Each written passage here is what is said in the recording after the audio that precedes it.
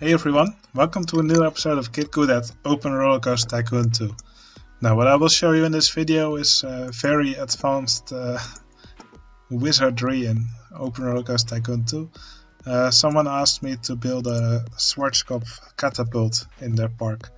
If you don't know this kind of ride, there's a few of these existing in the world. Basically they are a circular piece of track with a loop where the train gets launched into the loop and then goes back to the station. The interesting thing about this ride is that it has a banked station, which is something which normally would not be possible in Roller Coaster Tycoon 2. But that's where shoestringing comes in. So if you have no idea what you are seeing in this video, I recommend you to watch the shoestringing tutorial. Anyway, first we need to have the actual track. So I will build two straight banked pieces here. Then I will do this wide turn here. Just a straight piece of banked track. Turn here. And here also the wide turns, two straight banked pieces, and there will be a loop here.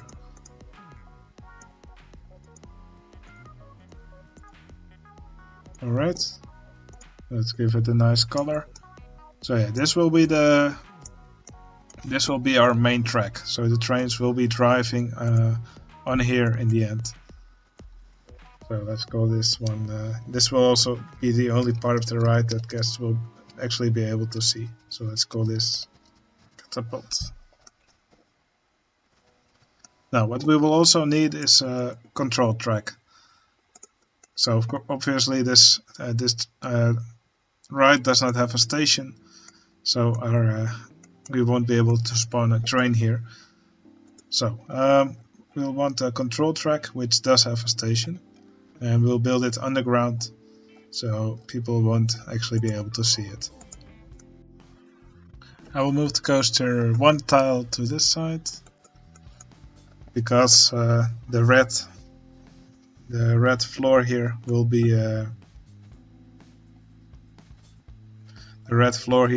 be covered with buildings. So if I do it like this, then the loop will not pop out of the ground, but will be hidden inside the buildings.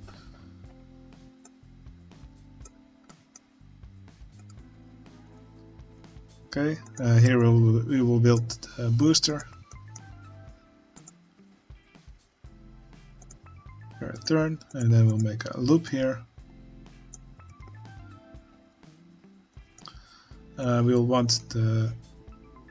need to build through the ground here, so let's disable clearance checks.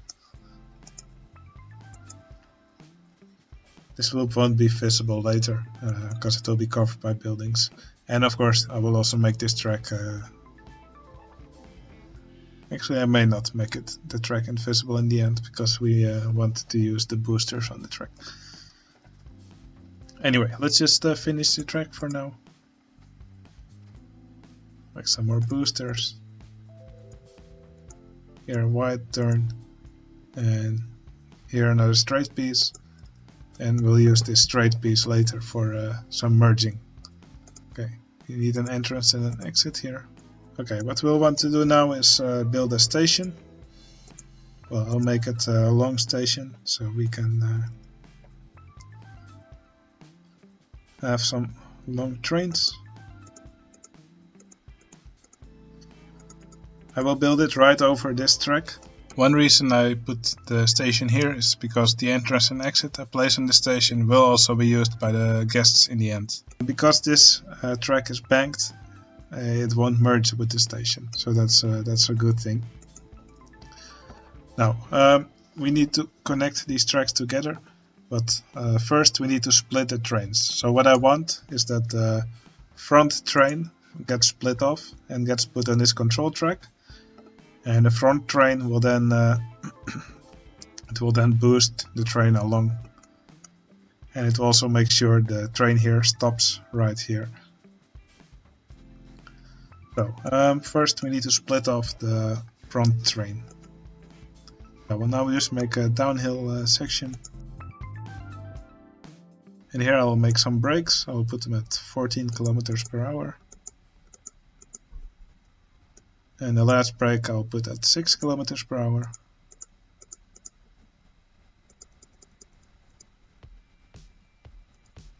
And here I will make an S-bend.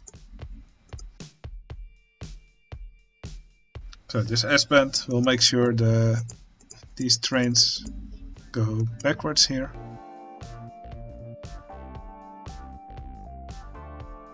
And the front train we want to guide onto this track. So we'll do that we'll remove this piece, and we'll make a track right here that goes downwards.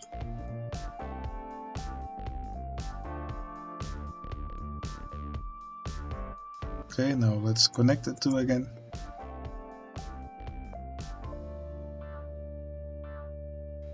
Now the front train should follow the track that goes downwards, so we have to make sure the track that goes downwards is the lowest piece in the list. And that seems to be the case. Also right here at the S-bend, we'll want the trains to follow the S-bend, so that's the lower piece here. Okay, let's see if the splitting track works. I probably messed up something, but let's give it a quick roll to see how it works. I'll put it in powered launch, passing station, because that's the mode we will need later.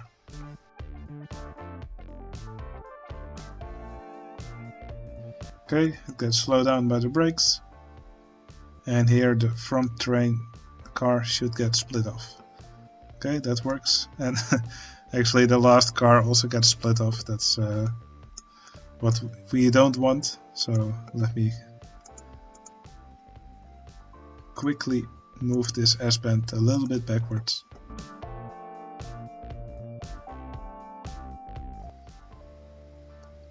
Okay, that's another fail.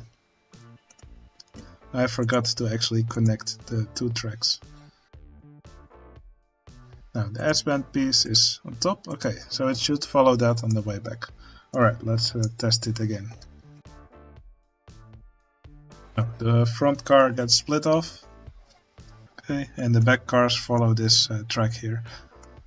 Alright, now we have split the two parts of the train. What we need to do now is to guide the front car onto the control track, and we have to guide the rest of the train onto this track. So to guide the front train onto this track, on the control track, I will simply merge it with this track. Okay, it should be merged now with the control track. Here I will make here I will also merge them. Now we want the front train here to follow this track onto the other station. So here we make sure that the straight piece is on the bottom. Okay, it's lower in the list. So here it should follow the bottom track.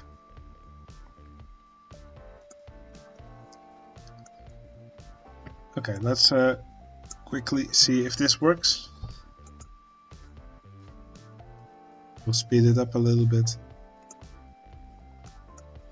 Now the front train follows this track. Okay, perfect. Now what we need to do is that we have to guide the rest of the train onto this track.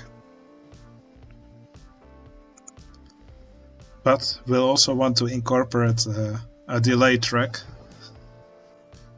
The delay track will be used to synchronize both parts of the coaster.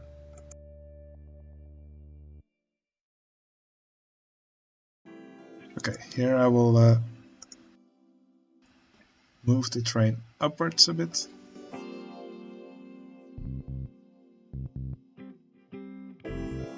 So here it will go upwards 1 unit. And now I will change it to a ride type that has tight turns, like the wooden wild mouse. Actually, I will put some chain lift here. And I will just make it go back and forth a bit.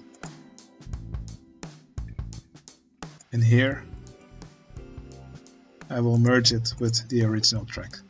Now we need a banked piece for this. Let's just use the looping coaster.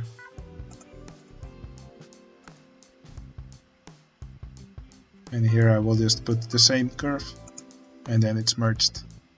Okay, I think we can now test our ride and see what happens. Okay, so far so good. The ride is now split off. Okay, the front car should now go onto this track right here. And the back train is now on the delay track. I put a chain lift on here just to make sure the train just keeps going. Alright. As you may be able to see, the front car now just got launched into onto this control track. And the back train is still on this delay track.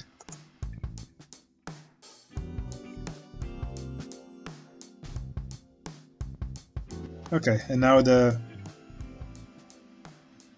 back train is now on this track. Let's make the number of circuits a bit higher.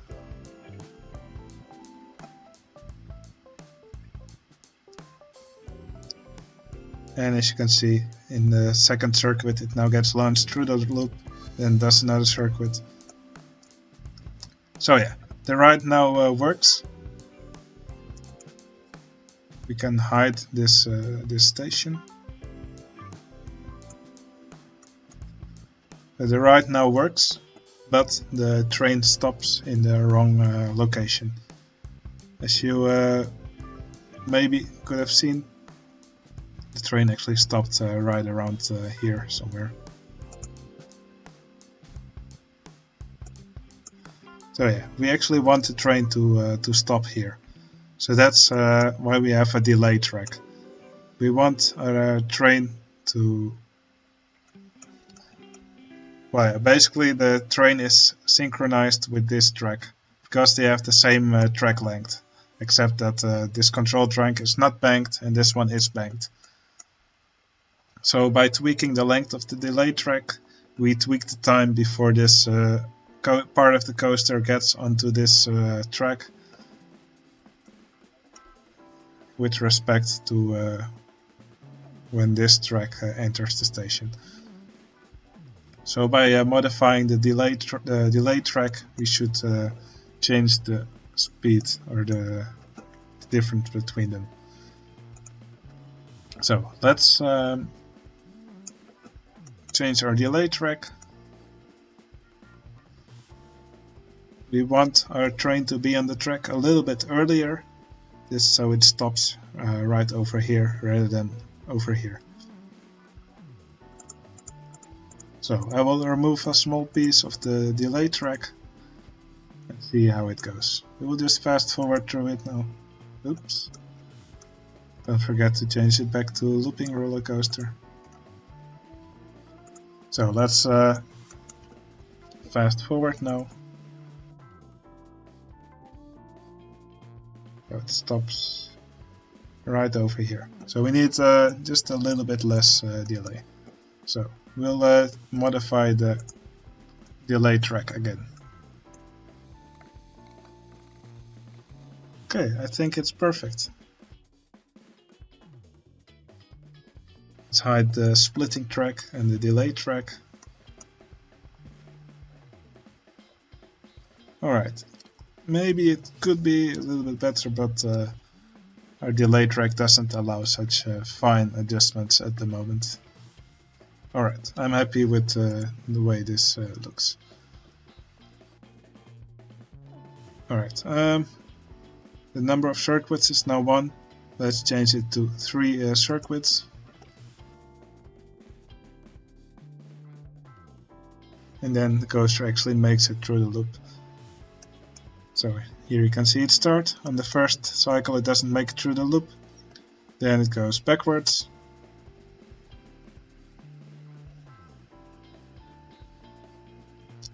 Again makes it halfway up the loop. Then it gets boosted. Still doesn't make it quite through. Alright, I think I've figured out why it doesn't make it through on the second loop if I change the ride to a lift. That's because the boosters don't work if it's a lift ride type. One thing I could do is just take this looping coaster and just hide all the elements that are visible with corrupt elements.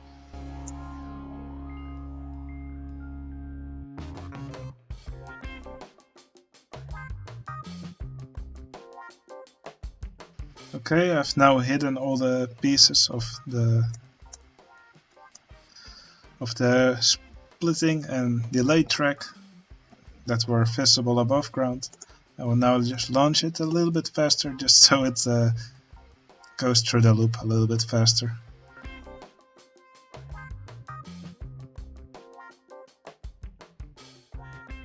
Alright, that looks a lot better. Now, one thing you may have noticed is that the front car of this coaster actually looks quite silly, because the real front car of the looping roller coaster is over here, which has the more aerodynamic shape. And we also want that car on the front here. So for that we need to do some hacking. Now what I'm going to show you now is really advanced stuff. You will need the Microsoft Visual Studio for this, and well, you need to do some more difficult tricks. I may show you in a later episode how to get the game code running so you can modify it.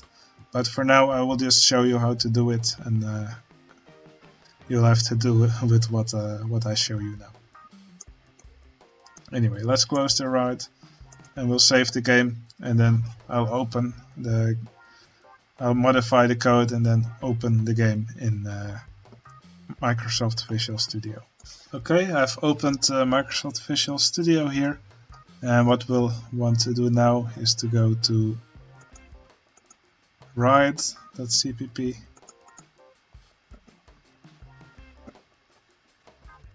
and here we'll want to go to the function, I think it's ride create car,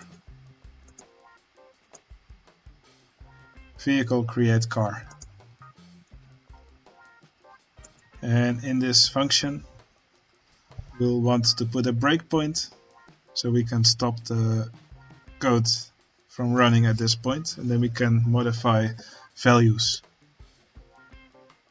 So I will now run the game in debug mode. Now you will see the game runs terribly slow. That's because it's in debug mode. Now I've put a breakpoint in the code which should activate once we spawn this coaster. Okay, the breakpoint got activated. Basically what we do now is we stop the code at the point where it wants to spawn the cars. Anyway, it now first wants to spawn the first car, of course, and we want to modify the second car, because the first car we split off, and we want to make the second car just like the first car. Okay, this car index, and here we have the vehicle entry index, and the vehicle entry index basically means what kind of car gets spawned.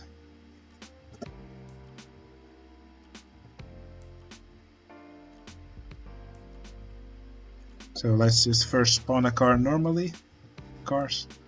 So this will be the car index 1, which is the second car. This car index 2, the vehicle entry index stays 1.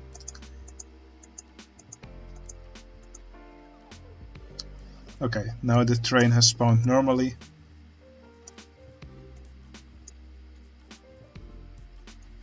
Basically what happened was that the front car got vehicle entry index 0, which is this kind of car, and all the other cars got vehicle entry index 1, which is all the other cars.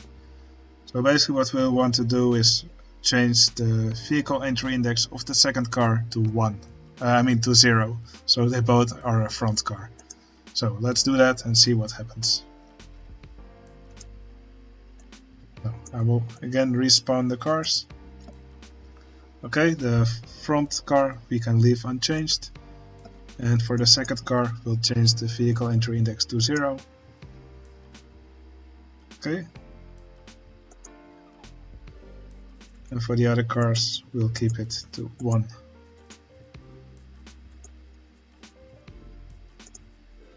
Okay, I will pause the game now. As you can see, now both the first car and the second car are a front car, and all the other cars are just like normal. Now, the front car should get split off here. And the rest of the cars are like normal. Perfect. Train is a little bit longer. Okay, that doesn't seem to matter.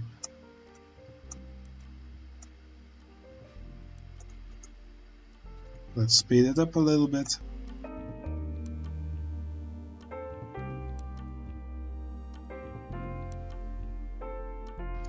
Alright, I think that's perfect.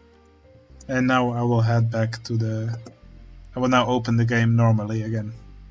Alright, there we have it, our very own catapult ride, which with a banked station. Now obviously the person for where the spark is, he will need to do some work to actually make this station look nice. One thing he maybe could do is maybe put banked wooden track, but I'll leave that up to him.